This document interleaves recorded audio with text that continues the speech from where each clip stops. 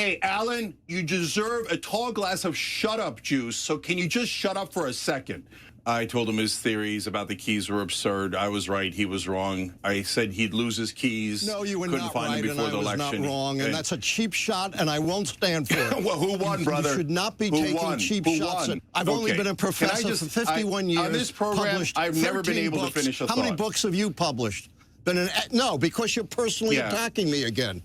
Say whatever you want, but I'm not going to stand for personal brother, you got it wrong. Say whatever you want. You were preposterously and stupidly wrong. This interaction between Cenk Uygur and Allan Lichtman is going viral not only on YouTube, but also on X. I'm sure you guys have probably seen some of the clip already. I'm going to break it down for you. By the way, make sure you comment Cenk Uygur for the algorithm. Like today's video, it helps boost it. Subscribe because I post 2 new videos every single day. And we'll just get straight into it because today's video is insane.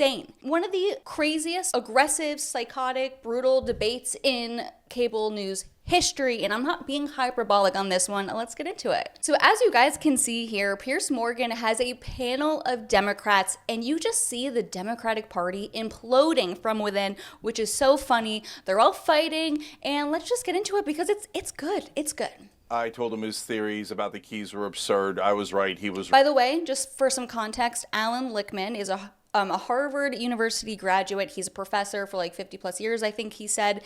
And he predicted, he has like this theory using these keys. It's like some sort of formula that literally is always incorrect. He was incorrect this election and incorrect in 2020. So that's the whole premise of this, just to give you guys a little backstory. Wrong. I said he'd lose his keys. No, you were couldn't not find right, him before and I the was election. not wrong, and that's a cheap shot, and I won't stand for it. Well, who won, brother? You should not be taking cheap shots at me. Who won? You want to make your you point, live make your in point. a total Don't make world it personal. of denial. I read your own followers' comments, and they all trashed you, every one of them, and supported me. Yeah, so quiet with your personal attacks. Come find out again. Make whatever point you want. Don't make it personal. You don't know anything. You don't know anything. You attacked me personally. You're so deluded. Oh, right. I've only been a professor for 51 years. Yep, 51 years. He's a professor. What is up with these elitist professors thinking that they know everything? Dude, you say that he literally calls himself, I think, like the election prophet, and he was wrong the last 2 elections. He's literally saying he's an election prophet.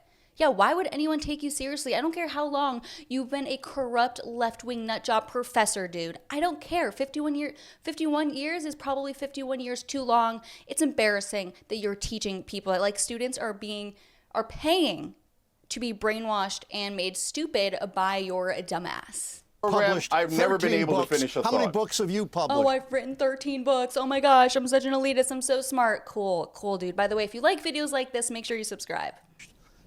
No, because you're personally attacking me again. Say whatever you want, but I'm not going to stand for personal brother, you got it wrong. Say whatever you want. You were preposterously and stupidly wrong. So, okay, all right. Can I just finish a goddamn thought ever on this show? No, not if you're personally I admitted I was wrong. I don't need you to call me stupid. Okay. Can I just say, it's great to see you Democrats all getting along so well. Who taught you manners? It's lovely to see a post-election harmony as your... I love this point from Piers. It's like, yeah, you guys are getting along so well right now. That's cool. It's because Cenk is on his way to the Republican Party. If you guys saw my last video, I believe, I'll link it in the description. Maybe I'll put a card up here, I'll comment the link, whatever. Cenk is actually considering working with the Trump administration, so pretty interesting stuff. I don't want to take too much of your time to explain it here because I just did a whole deep dive into it in my last video, so go check it out. Go check it out, guys. We're just one right now. Hey, Allan, you deserve a tall glass of shut-up juice, so can you just shut up for a second? And let someone who knows what they're doing. You're so right, Piers. You're so right. We're so unified right now. I will not sit here and stand for personal attacks, for blasphemy against me. You don't need to do blasphemy. You're the one that calls yourself an election prophet, dude, and you got the last 2 elections wrong. Come on. Do that. You don't blasphemy against you. What the hell are you? Are you Jesus Christ, you loser? Okay, can I just give the correct answer for once? Okay, here we go. So, guys, you're blaming disinformation. There was disinformation. There was the cats and the dogs nonsense. The points you're making about undocumented immigrants, I agree with, Allan, okay? But that didn't cost the election. The main disinformation was about how the election was going to be rigged. And it wasn't rigged. It was dumb. They won easily. There was no need for that disinformation. You guys are missing the whole point. The people who are at fault are not other people. It is the candidate, Kamala Harris, the previous candidate, Joe. Yes, I want to point this out, and this is something that I think Chunky Yogurt and Anna Kasparian are doing really well in terms of just understanding the results of the previous election. So many of their counterparts or fellow Democrats are blaming the electorate. They're blaming the American voters as if calling these people stupid, homophobic, racist bigots is going to eventually get them to vote for them in the next election. Yeah, I don't think so. What Cenk and Anna Kasparian talk about is that Democrats refuse to actually blame the people at top. They refuse to blame the actual Democratic presidential nominee, the actual politicians themselves, because they're not allowed to criticize them because they're the elitist scum at the top. So honestly, I commend them for that. That's cool. It's not easy to criticize your own party. I do it, and you get a lot of backlash for it. So God, even though he says a lot of stupid stuff for sure, and he's definitely the chunkiest of yogurt of all time, by the way, comment Chunky Yogurt's expiration date down below. We like to do that here. We have fun making fun of that, but who knows? Maybe one day we'll have him on. You never know. Biden, Democratic Party, Democratic leadership. You guys don't want to admit that they're the problem. They're the cancer in the Democratic Party. So you blindly lash out at the voters, at information, at social media, and you want to shut down anyone who disagrees with you. That's not the correct answer. There are three wings of... Amen, Cenk. Amen. The Democratic Party. There's the establishment wing that the great majority, almost... Honestly, I just want to say, it's kind of disgusting that I have to be agreeing with Chunky Yogurt so much lately. What is going on? But I'll admit it, okay, good for him. People are allowed to change their minds, okay? Everyone on television supports and kisses the ass of and does propaganda for. That wing has led to disaster. They lost to Donald Trump twice, nearly lost to him 3 times. And then the other wing is called the progressive wing, but those are two different sets of people. In the progressive, so-called progressive wing, what you have is the identitarian left, the people who do what the right wing would call woke politics and identity politics, and that is disastrous. That's what the trans ad was at the end, and it cost us. The most popular part of the Democratic Party... Yeah, maybe I'll insert that very viral transgender ad from the Trump campaign, because that one really did make a huge impact. Kamala supports taxpayer-funded sex changes for prisoners. Surgery. For prisoners. For prisoners. Every transgender inmate in the prison system would have access. Hell no, I don't want my taxpayer dollars going to that. Kamala supports transgender sex changes in jail with our money. Kamala even supports letting biological men compete against our girls in their sports. Kamala is for they, them. President Trump is for you. All right, let's get back to the fiery interview. Party is the populist left. That is the Bernie Sanders 2016 campaign.